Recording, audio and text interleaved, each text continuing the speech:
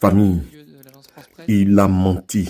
On a attrapé un menteur. Le porte-parole du gouvernement ivoirien a menti au monde entier, aux familles des espions qui ont traversé illégalement la frontière du Burkina Faso. Regardez le menteur. Écoutez-le. Nous continuons donc, je dirais, de discuter avec les autorités. Donc, vous connaissez les pratiques du pays. Nous sommes très discrets sur ces questions-là, jusqu'à ce que nous obtenions des résultats. Ce sont des discussions qui ne sont pas faciles parce qu'il faut rester prudent, il ne faut pas, je dirais, donc, pas quelque maladresse que ce soit caresser à rebond. Regardez son visage. On sent qu'il ment.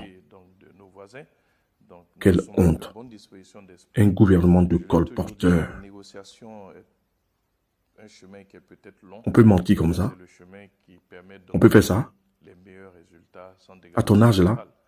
Nous sommes engagés dans ces voies de négociation, dans ces voies de discussion qui demandent de la patience.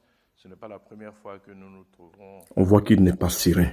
À ce genre de situation, mais chaque fois, c'est la sagesse, c'est la discussion, c'est la négociation qui a prévalu et nous avons chaque fois obtenu donc des résultats. C'est vrai, ça prend du temps.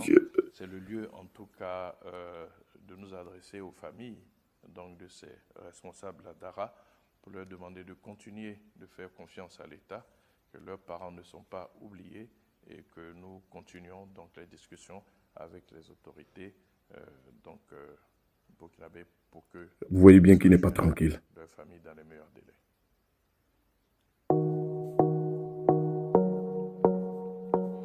Maintenant, écoutez la réponse d'un digne fils. Écoutez la réponse du capitaine Ibrahim Traoré. Le gars dit, il discute avec le gouvernement du Burkina Faso. Écoutez la réponse du capitaine. Au niveau du Burkina Faso, comment est-ce que ça se passe? Qu'est-ce qu'ils ont dit? Ils ont franchi la frontière, ils ont été interpellés. Ils sont là. D'accord. Chaque fois que quelqu'un franchit la frontière, il rentre, mène des actions. Que si ce sont des civils, généralement, c'est qui rentrent, qui posent des questions, qui font des enquêtes. Ça, c'est de l'espionnage, en fait. Donc, c'est logique qu'on les arrête et qu'on les entende. C'est comme avant ça, il y avait des gendarmes qui avaient franchi en armes. C'est arrivé 2 fois, il y avait 6 et 2 entre-temps. On les avait arrêtés, on les avait amenés jusqu'à Ouagadougou avec les armes, on les a auditionnés. Mais un jour, le ministre de la Défense m'a dit que son homologue l'a appelé et plaidé si on peut les libérer. J'ai vu les services de renseignement et j'ai dit, bon, écoutez, s'ils ne sont pas rentrés avec une mauvaise intention et tout, fraternité d'armes et tout ça, il faut les libérer. Le même jour, ils ont été libérés.